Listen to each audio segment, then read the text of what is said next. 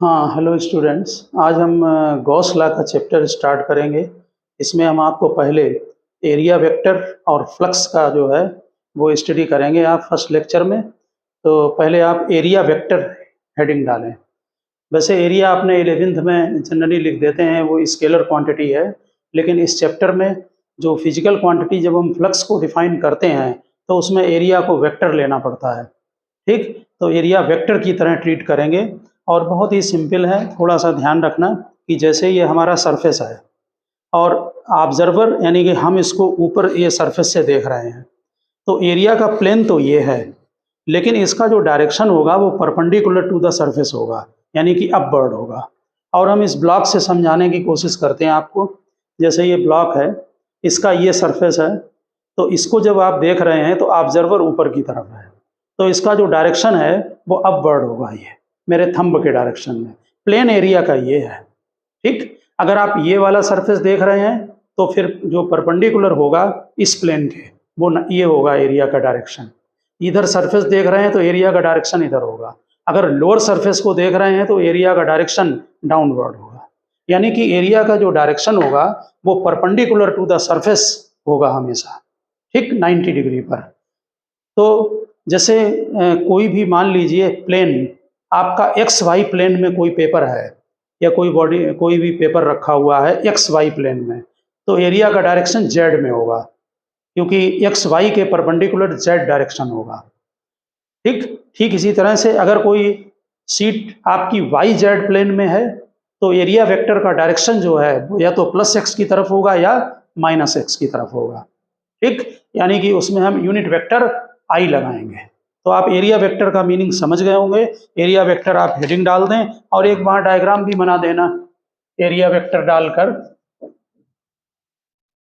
Area vector, जैसे मान लीजिए ये हमने कोई सीट बनाई यहाँ पर, तो एरिया इसका जो है वो ए है, तो ये परपेंडिकुलर है। ये यूनिट वेक्टर जो एन है वो परपेंडिकुलर डायरेक्शन में है एरिया के। तो जो एरिया वेक्टर हम लिखेंगे वो यूनिट वेक्टर एन और उसका मैग्नीट्यूड एरिया का, ये ऐसे नोट कर सकते हैं हम।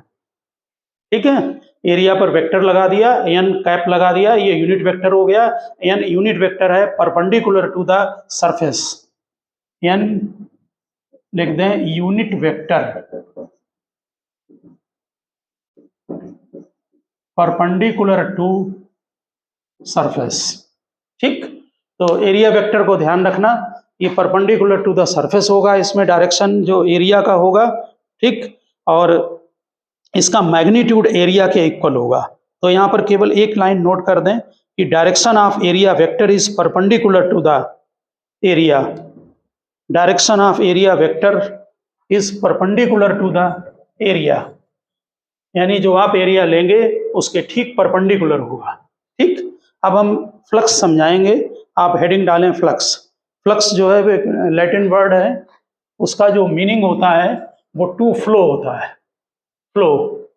ठीक, तो फ्लक्स जो है, सबसे पहले हम फार्मूला आप लेते हैं और उसके बाद उसकी थ्योरी पर जाएंगे।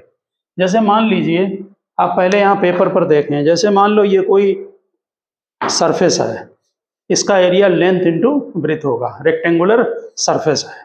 ठीक, और इलेक्ट्रिक फील्ड जो है इसका डायरेक्शन हमने अभी बता दिया किधर होगा, परपेंडिकुलर टू द सरफेस, ऊपर की तरफ। और इलेक्ट्रिक फील्ड भी अपवर्ड है।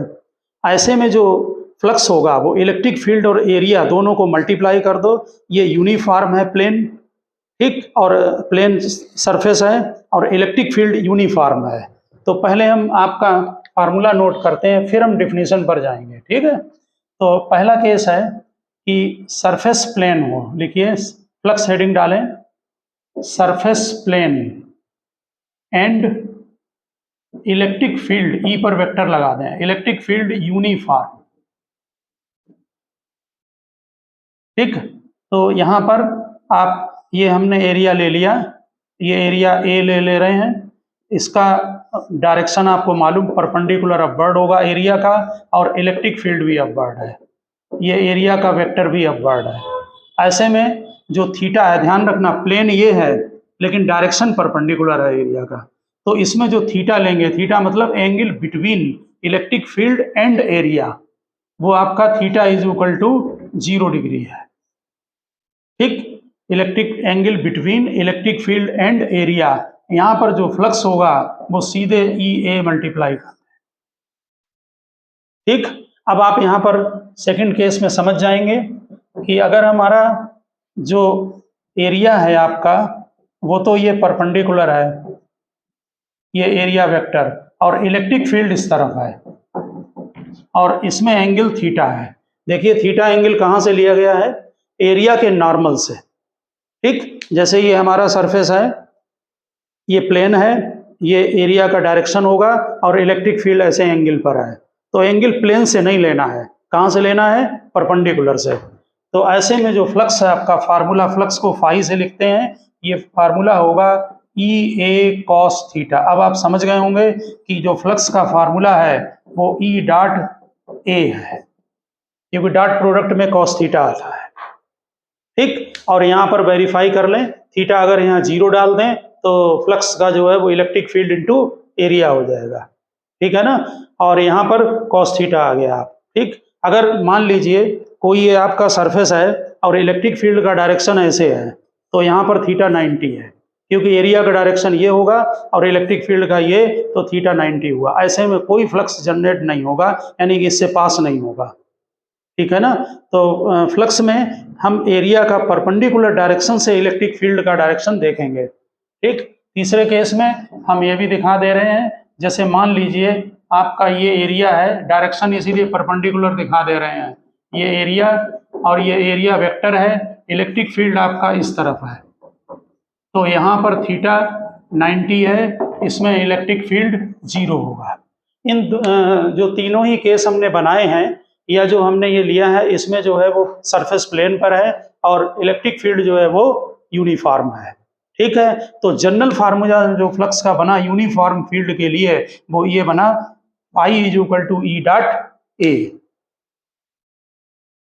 अब इसकी बाद में डिफिनीशन लिखाएंगे, पहले हम इसको थ्योरेटिकली और फिगर से समझा रहे हैं कि फ्लक्स का मीनिंग क्या है। अगर कहीं पर एरिया जो है वो कर्व्ड है, ये प्लेन सरफेस नहीं है एरिया का, और इलेक्ट्रिक फील्ड नॉन यूनिफॉर्म है, ऐसे में हमको क्या करना पड़ेगा कि एक स्मॉल पार्ट एरिया का लेना पड़ेगा। जैसे मान लीजिए इलेक्ट्रिक फील्ड का डायरेक्शन डिफरेंट डायरेक्शन है,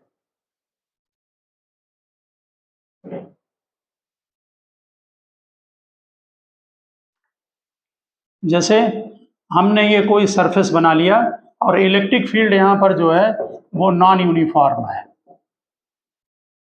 ये बना दिया इलेक्ट्रिक फील्ड डिफरेंट डायरेक्शन में। ऐसे में क्या करेंगे, एक पर्टिकुलर पॉइंट पर एरिया का डायरेक्शन लीजिए, मान लीजिए एरिया का डायरेक्शन ये है और थीटा ये है, ये स्मॉल एरिया लेंगे यहाँ पर डी है। ठीक, तो जो फ्लक्स होगा आपका फाई, वो स्मॉल एरिया के लिए फ्लक्स है डी फाई, क्या लिखेंगे, ई डॉट डी ए। ये कब लगेगा, जब surface is curved and electric field non uniform, दोनों में और कर लें, और इलेक्ट्रिक फील्ड नॉन यूनिफॉर्म। ठीक, ऐसी कंडीशन में आप जो फ्लक्स लगाएंगे तो स्मॉल पोर्शन के लिए फ्लक्स लेंगे, और जब टोटल फ्लक्स लगाएंगे तो फिर इंटीग्रेट कर देंगे, ई डॉट डी ए, ये टोटल फ्लक्स का फार्मूला बन गया। ठीक, दूसरी बात, अगर कोई सरफेस क्लोज होगा तो क्लोज इंटीग्रेशन का फिर साइन लगा देंगे, जो कि हम आगे गॉस लॉ में पढ़ेंगे। तो अगर आप सरफेस कोई क्लोज है तो क्लोज्ड इंटीग्रेशन का साइन लगाएं, तब टोटल फ्लक्स जो है यही होगा, लेकिन उसमें क्लोज्ड इंटीग्रेशन का साइन आ जाएगा। आप नेक्स्ट पॉइंट डालकर लिख दें, if surface is closed. Close surface का मतलब जैसे स्फेरिकल है, सिलिंड्रिकल है ना, इस टाइप का कोई भी सरफेस है, तो ऐसी कंडीशन में जो है आप फॉर क्लोज्ड सरफेस लिखे, वहां पर for closed surface, close surface के लिए जो फ्लक्स है वो ये क्लोज्ड इंटीग्रेशन का साइन। ठीक, और ई डॉट डी ए। कुछ बुक्स में डी ए की बजाय डी एस लिया गया है, आप डी एस भी ले सकते हैं और डी ए एरिया को ए से भी रिप्रेजेंट कर सकते हैं, ये क्लोज सरफेस के लिए। अब आप अपने उस पर जाएं, पहले डिफिनीशन पर, और नोट करें वहां पर नीचे। देखिए, जब हम कोई इंटीग्रेशन करते हैं तो बेसिक ध्यान रखना, आगे चैप्टरों में भी हमें काम आएगा, कि जैसे इंटीग्रेशन अगर लेंथ वाइज हो यानी ई डॉट डी एल तो उसे बोलते हैं लाइन इंटीग्रल। अभी बता रहे हैं इसमें लिखकर, अगर एरिया के साथ इंटीग्रेशन है तो उसे बोलते हैं सरफेस इंटीग्रल। ठीक, अगर ई डॉट डी एल हो तो बोलेंगे line integral of electric field. यहां पर एरिया के साथ है तो बोलेंगे surface integral of electric field. तो एक तो हम इसी से डिफाइन कर देते हैं कि surface integral of electric field. एक एक पॉइंट को, फ्लक्स बेसिक है, चैप्टर कॉन्सेप्चुअल है, ठीक से समझना बात को जो है। तो पहले यही लिख दें, surface integral of electric field over a given surface. Surface integral of electric field over a given surface is known as flux. क्योंकि ई डॉट डी एस है, डी ए है, डी ए एरिया है, तो surface integral हुआ। Surface integral of electric field over a given surface is known as flux.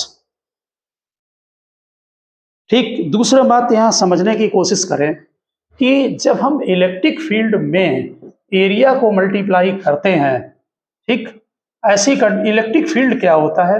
Electric field जो है वो force per unit charge है वैसे आप जब लिखते हैं, लेकिन ये number of electric field lines per unit area को रिप्रेजेंट करता है। इलेक्ट्रिक फील्ड क्या, नोट करें नीचे डाल, electric field represent number of lines per unit area. अब आपने एरिया उसमें मल्टीप्लाई कर दिया तो फिर फ्लक्स क्या रिप्रेजेंट करेगा? Total number of line. जरूर ध्यान रखना, total number of line. Line मतलब इलेक्ट्रिक फील्ड लाइंस, समझ गए ना? तो फ्लक्स क्या रिप्रेजेंट करता है? जनरल क्वेश्चन है, total number of electric field line. तो नीचे नोट करें, electric flux through the surface, electric flux through the surface represent the total number of electric lines of force crossing the surface in a direction normal to the surface। क्योंकि हम flux में 90 degree पर ही जो electric field lines हैं, planes है, उनको लेते हैं। क्या लिखा? Total number of electric lines of force crossing the surface in a direction normal to the surface. अब आप फ्लक्स का फार्मूला भी समझ गए हैं कि फ्लक्स का जनरल फार्मूला क्या बना। अगर यूनिफॉर्म फील्ड है, हम फिर आप रिवाइज कर लें, तो ई डॉट ए लगेगा यूनिफॉर्म फील्ड के लिए। ठीक, अगर मान लीजिए एरिया आपका कर्ड है या फील्ड नॉन यूनिफॉर्म है, ऐसे में जो फ्लक्स होगा वो इंटीग्रेशन करें ई डॉट डी ए और इससे निकालें। और क्लोज्ड अगर सरफेस है तो तीसरा फार्मूला, यानी 3 जगह पर ये 3 फार्मूले यूज होंगे, तब क्लोज्ड इंटीग्रेशन का इसमें साइन लगा दें। समझ गए ना? और एरिया के साथ इंटीग्रेशन है, इसलिए सरफेस इंटीग्रल वर्ड यूज किया गया है।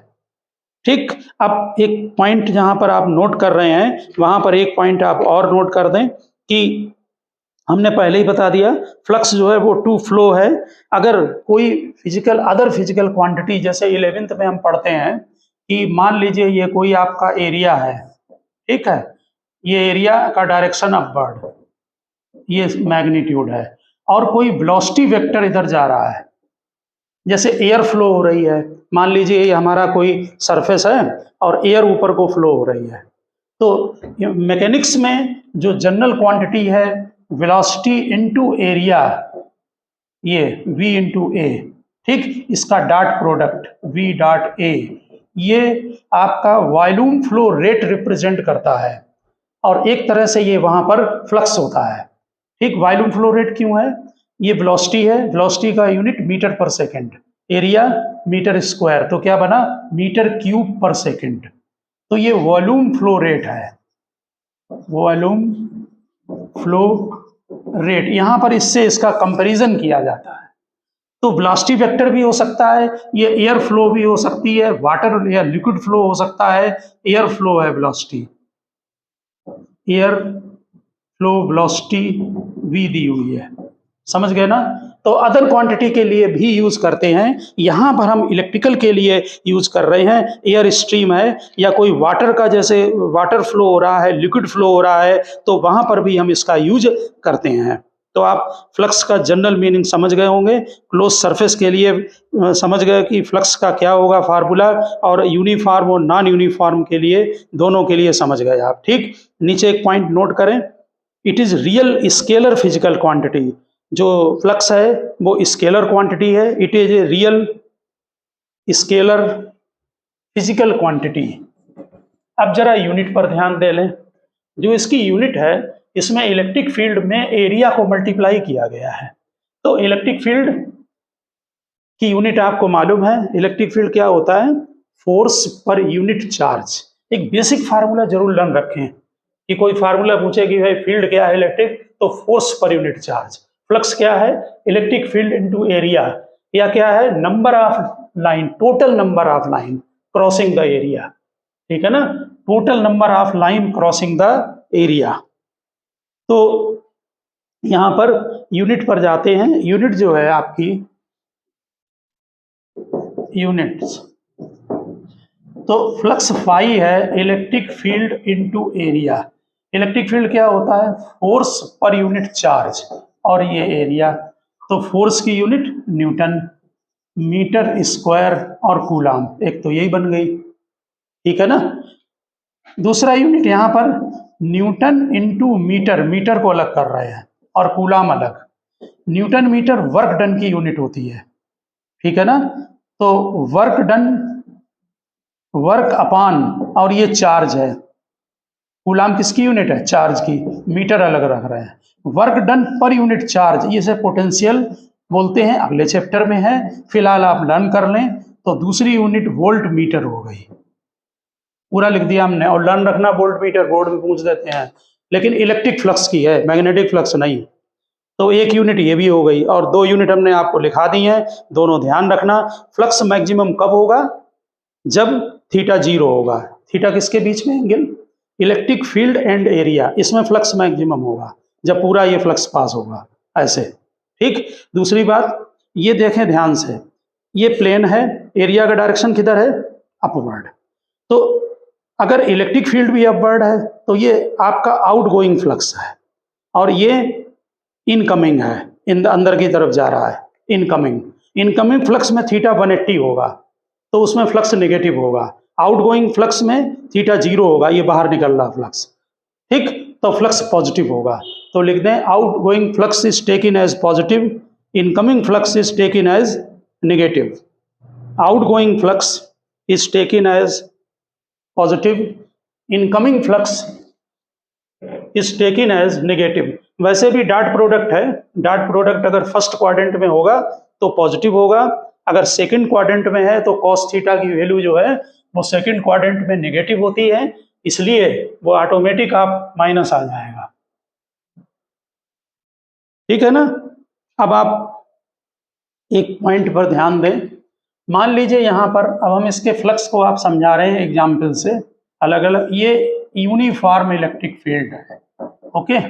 इसमें हमने एक सिलेंडर रख दिया है, ये सिलेंडर है, और इसका जो रेडियस है वो r ले रहे हैं। सिलेंडर की लेंथ l और इसकी रेडियस r ले रही।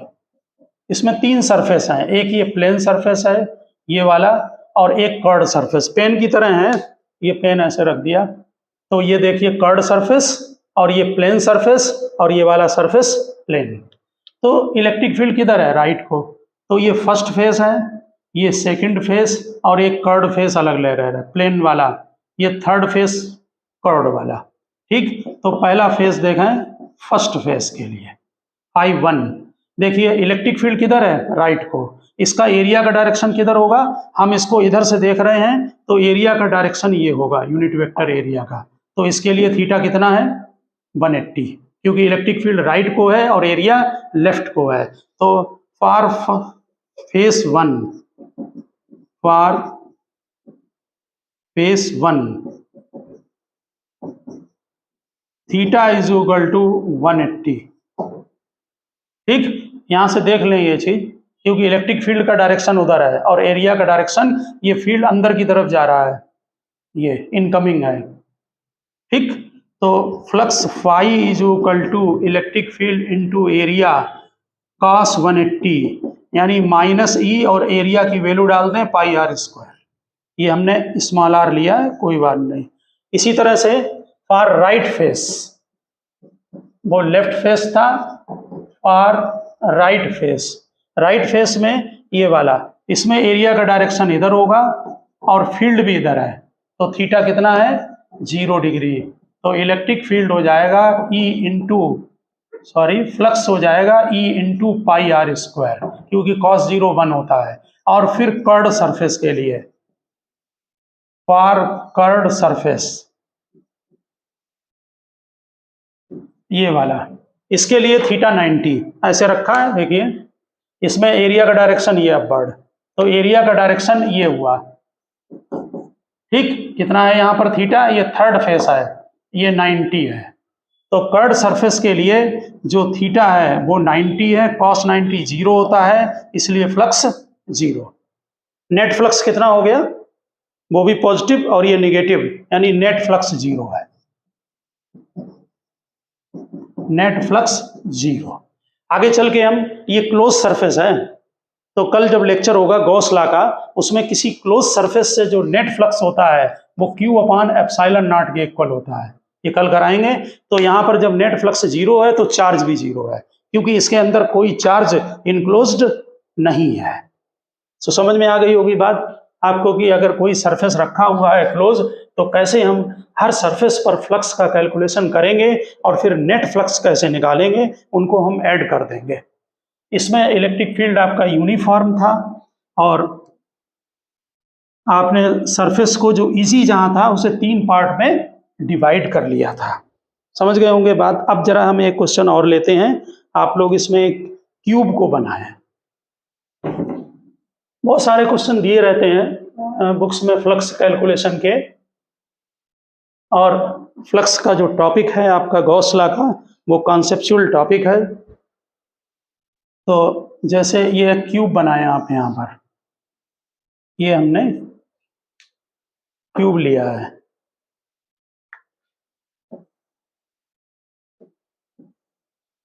ये बना दिया, ओके। यहाँ पर ये एक्स एक्सिस और ये आगे बढ़ाकर ये वाई एक्सिस, यानी ओरिजिन से हटके रखा है, ये जेड और ये वाई, ठीक। क्यूब की साइड दी हुई है आपकी x = 1 और x = 3 पर ये रखे हुए हैं। ये 1 है पॉइंट, ये 3 है, यानी ये यहाँ पर x = 1 है, यहाँ x = 3 है। आप समझ गए होंगे कि जैसे ये है, ये हालांकि क्यूब नहीं है, इसमें आप ऐसे रखकर एक तरफ से यहाँ पर एक ओरिजिन लगा दें, एक कोने में इस तरफ को, इधर x एक्सिस, ठीक, y एक्सिस, z एक्सिस इधर, ठीक, और थोड़ा x से हटके है, ओरिजिन से दूर रखा है। कितनी दूरी पर है इसका ये वाला फेस, x = 1 पर है। आप क्वेश्चन समझ गए होंगे। यहाँ पर इलेक्ट्रिक फील्ड गिवन है, नोट करें इलेक्ट्रिक फील्ड दिया है 3xi + 4j, 3xi + 4j। देखिए इसमें फ्लक्स निकालेंगे हम, लेफ्ट फेस राइट, आप 2 पर निकाल लेंगे, अदर पे समझ जाएंगे तुरंत। तो ये इधर वाला फेस लेफ्ट फेस है, यहाँ पर नाम नोट कर दे रहे हैं, A B C D E F G H। अब ध्यान रहेगा, तो flux for left face, flux for left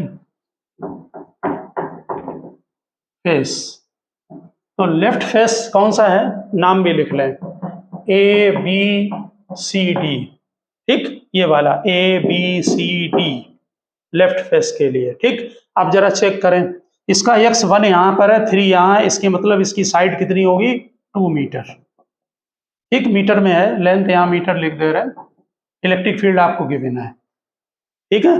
तो लेफ्ट फेस के लिए जो एरिया का डायरेक्शन होगा, डॉट प्रोडक्ट भी आप कर सकते हैं, एरिया का डायरेक्शन किधर होगा, इस तरफ, मेरी तरफ को, ठीक। इसका एरिया कितना होगा, ये साइड 2 है, तो एरिया हो गया 4, 2 × 2, क्यूब है ये वाला जो है वो क्यूब है, ठीक है ना, तो एरिया 4 हो गया।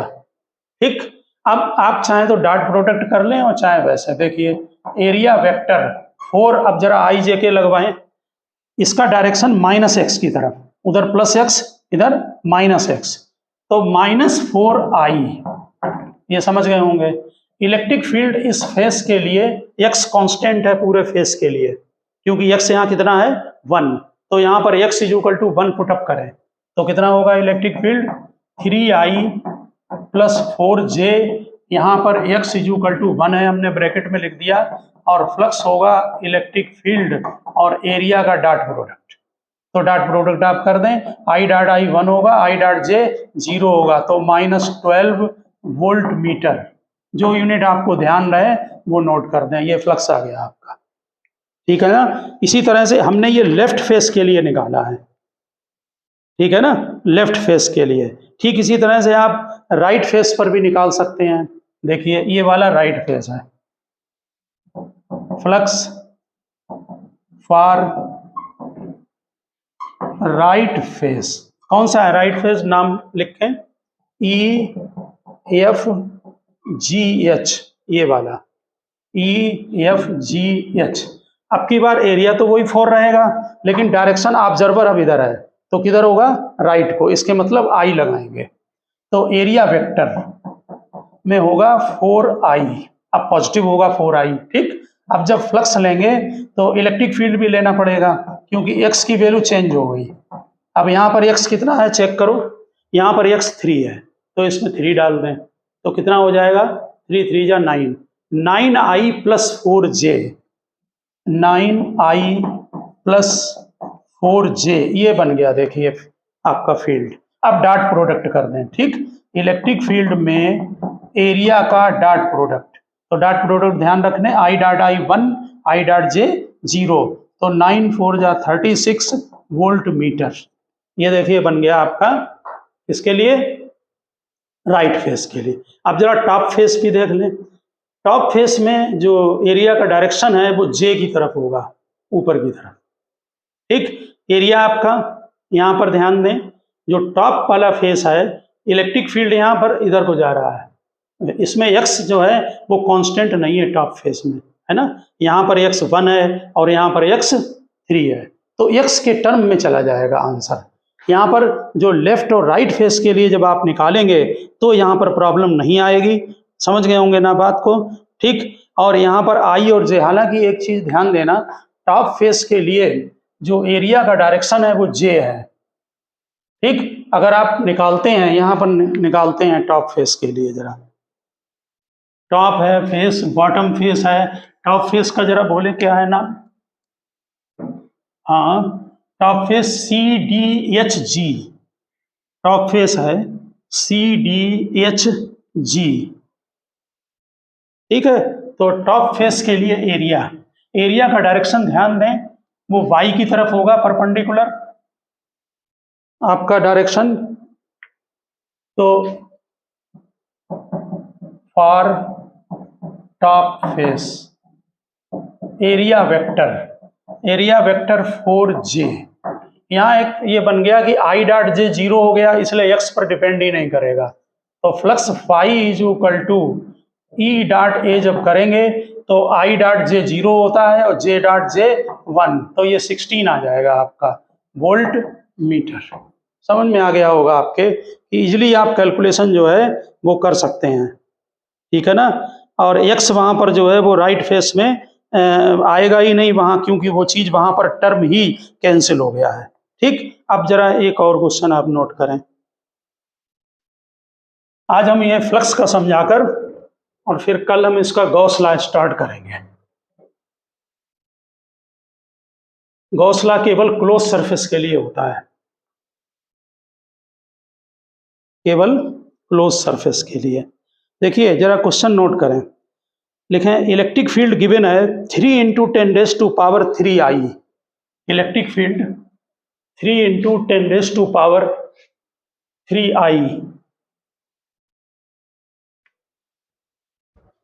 इलेक्ट्रिक फील्ड गिवन है, मैग्नीट्यूड दिया है 3 × 10⁻³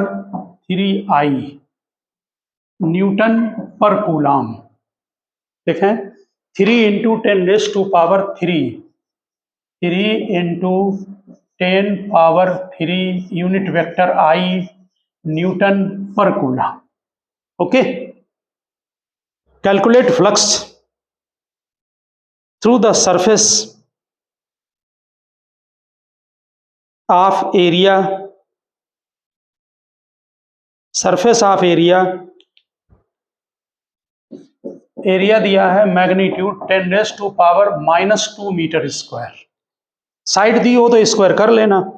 अब जरा समझें, फ्लक्स जो निकालना है उसमें नीचे लिखें when plane of square is parallel to Y Z plane. लिखिए when plane of square parallel to Y Z plane. तो अगर कोई वाई जेड प्लेन के पैरेलल होगा तो हमने अभी आपको बताया कि उसमें डायरेक्शन एरिया का किधर होगा, एक्स की तरफ। वाई जेड के पैरेलल तो डायरेक्शन एक्स की तरफ, एक्स जेड के पैरेलल तो डायरेक्शन वाई की तरफ। तो यहाँ वाई जेड के पैरेलल है, तो फिर एरिया जो वेक्टर बनेगा वो 10⁻⁻² I बनेगा। अब बहुत आसान हो गया, आप इसमें फ्लक्स कैलकुलेट कर लें। जो पैरेलल जिस हिसाब से दिया जाए उसमें I J लगा लेना। इलेक्ट्रिक फील्ड 3 × 10⁻I.I1 हो गया, और इसमें मल्टीप्लाई कर दो -2 तो ये 30 आ जाएगा, और वोल्ट मीटर। आ गई होगी बात समझ में, ठीक है ना। या न्यूटन मीटर स्क्वायर पर कूलाम स्क्वायर लिख दें, दूसरा इसी का part. When normal to its plane, when normal to its plane make an angle 60° with x axis। when normal to its plane makes an angle 60° with x axis। देखिए ये electric field किधर है, ये इलेक्ट्रिक फील्ड है x direction को, ये I लिखा है, और कह रहा है कि एरिया का नॉर्मल x एक्सिस के साथ जो एंगल बना रहा है, ये नॉर्मल का एंगल बना रहा है कितना, 60°, और हम नॉर्मल से ही एंगल लेते हैं। अब पेपर में ध्यान रखना, अगर कोई एंगल प्लेन से दे दिया जाए तो क्या करेंगे, तो 90 से माइनस कर लेना, फिर यहाँ पर डालना EA cos थीटा में। यहाँ तो नॉर्मल से ही दिया है, जैसे ये देखिए ये हमारा एरिया है और इलेक्ट्रिक फील्ड ये है। अब एंगल अगर परपेंडिकुलर से यहाँ से दिया है इसका एंगल ये वाला, तब तो सीधे डाल दो, और अगर प्लेन से दे दिया इधर वाला तो 90 से माइनस कर लेना। समझ गए होंगे। तो सेकंड केस में जो फ्लक्स होगा वो EA cos 60 डायरेक्ट यूज करें, ठीक। मैग्नीट्यूड अब लगा दें, हमने ये एक्स हटा ही दिया, इसकी जरूरत नहीं है, नहीं तो कंपोनेंट करने पड़ेंगे। जब EA cos थीटा लिखें तो केवल मैग्नीट्यूड, क्योंकि ये भी x में है और सेकंड में x से ही वो नॉर्मल 60° बना रहा है। तो एरिया इलेक्ट्रिक फील्ड एरिया 10⁻⁻60° 1/2। समझ गए होंगे बात। तो यहाँ पर ये आपका जो है वो 15 आ जाएगा, ठीक, वोल्ट मीटर। तो समझ में आ गया होगा बात आपके थोड़ा थोड़ा कि हम फ्लक्स का कैलकुलेशन जो है वो किस तरह से करेंगे। अब हम नेक्स्ट एग्जाम्पल एक और लेते हैं फ्लक्स का।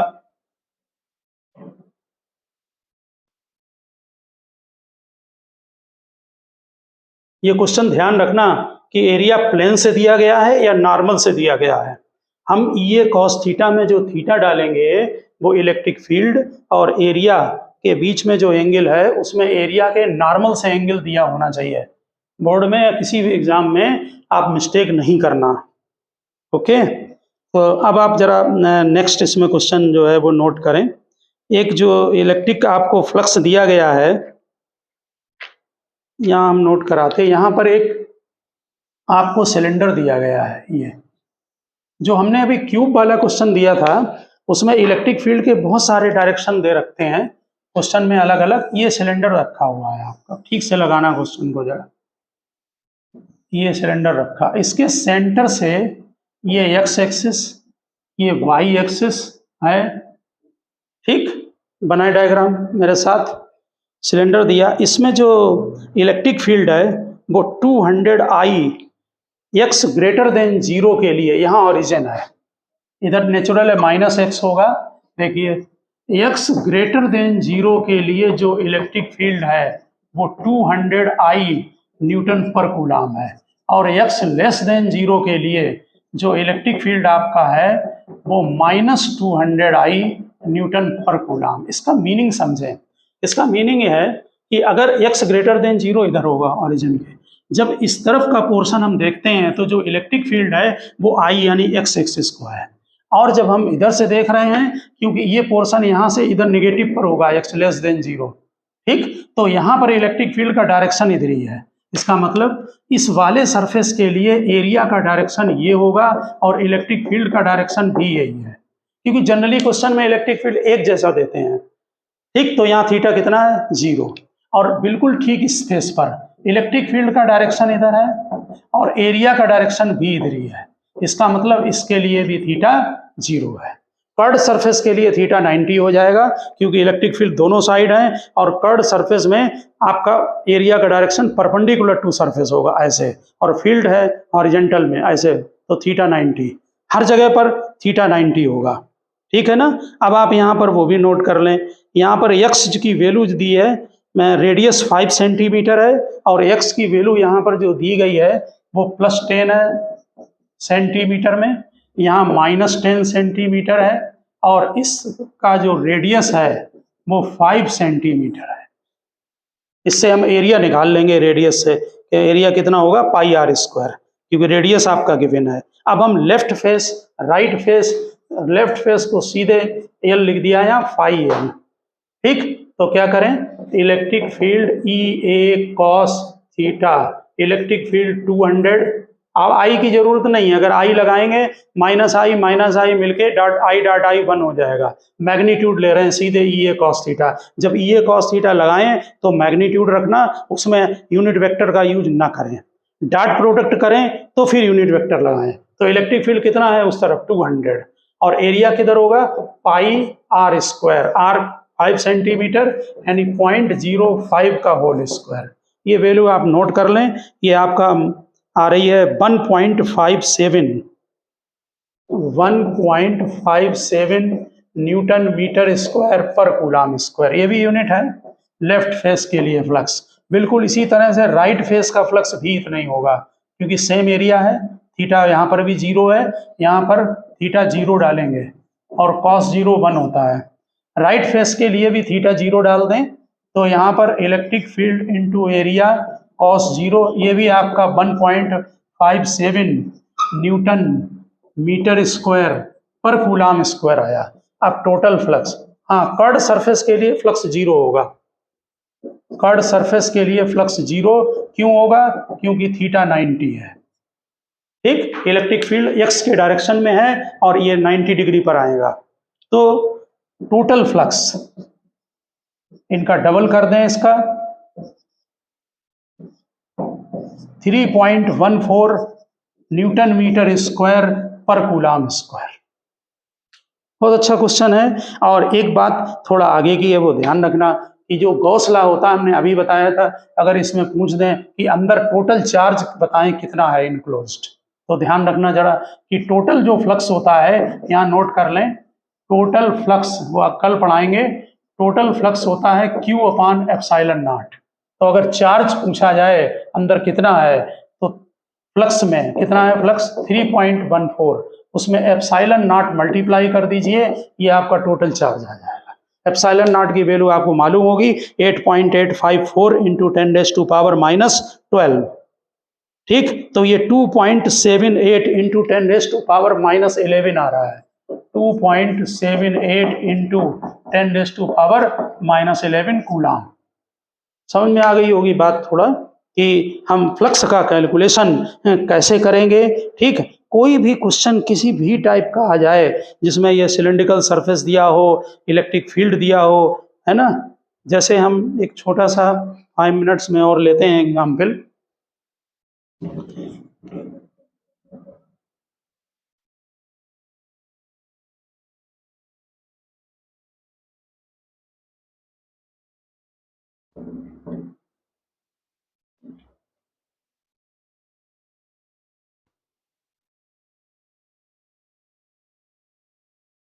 ठीक, जैसे आपका कोई मान लीजिए ये क्यूब दिया, अभी हमने क्यूब का क्वेश्चन किया था, ये क्यूब दिया है, ये दिया, ये ऐसे दे रखा, ओके। फिर यहाँ पर हमने एक्स एक्सिस लगाया और इसको आगे बढ़ाकर ओरिजिन यहाँ पर है, ये वाई एक्सिस है, ये जेड एक्सिस है, ये बना लो क्यूब जरा, ठीक है। छोटा सा क्वेश्चन और शॉर्ट में डिस्कस करते हैं। यहाँ जो इलेक्ट्रिक फील्ड गिवन है वो केवल एक्स डायरेक्शन में है, वाई और जेड कंपोनेंट 0 है और अल्फा रूट एक्स है।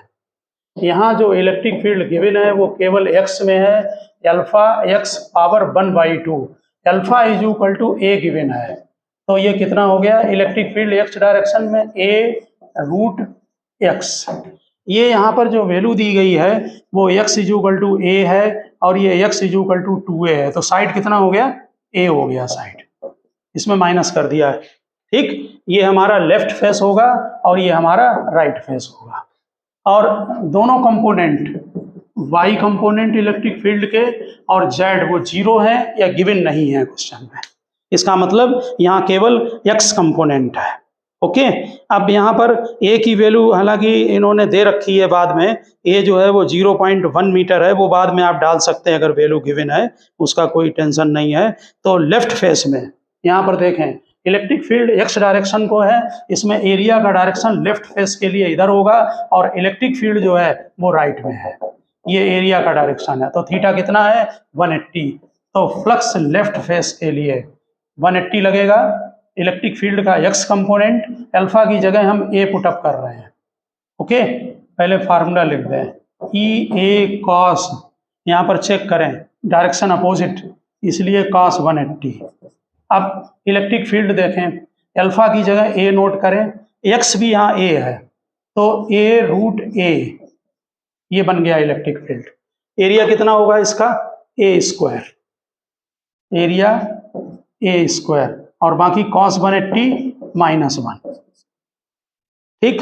फ्लक्स की वैल्यू में एरिया आप मल्टीप्लाई करेंगे, ठीक। यहाँ पर ये रूट ए है, ध्यान रखना, और अल्फा की वैल्यू यहाँ पर गिवन है, तो कितना हो जाएगा, ये अल्फा हमने ए पुटअप कर दिया है, तो ए पावर यहाँ 1 है पावर, ये 1/2 है और ये 2 पावर है, तो 2 + 1 3, 3 में 1/2 ऐड कर लें, ठीक। तो 3 × 2 = 6, 7/2, ठीक। और माइनस में ये फ्लक्स लेफ्ट फेस का। इसी तरह से राइट फेस का, राइट फेस में एक्स की जगह 2a डालेंगे, एरिया का डायरेक्शन इधर और इलेक्ट्रिक फील्ड भी इधर ही है, तो थीटा कितना है, 0, cos 0 1 होता है। अब इलेक्ट्रिक फील्ड का कंपोनेंट ये देखिए, अल्फा की जगह a डालिए, x की जगह 2a का रूट, ठीक है।